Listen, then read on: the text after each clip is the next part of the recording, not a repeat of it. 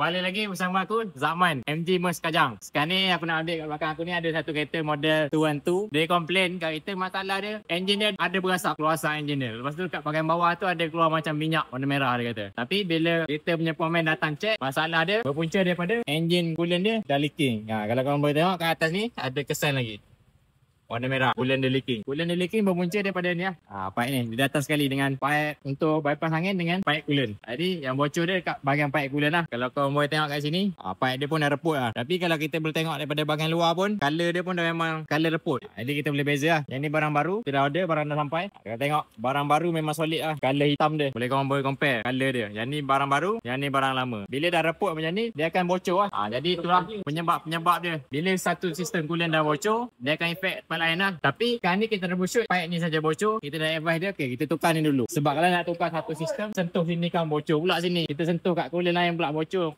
Jadi kita nampak yang mana kritikal, kita dahulukan pipe yang kritikal. Jadi kalau korang ada kereta Mercedes ataupun kereta BMW nak datang repair, boleh datang di cawangan MG Merc Tune. Kita ada di kawasan Kajang, Prima Sarjana, kawasan Rincing dan kawasan Semenyih. Boleh klik link dekat bio kita. Assalamualaikum.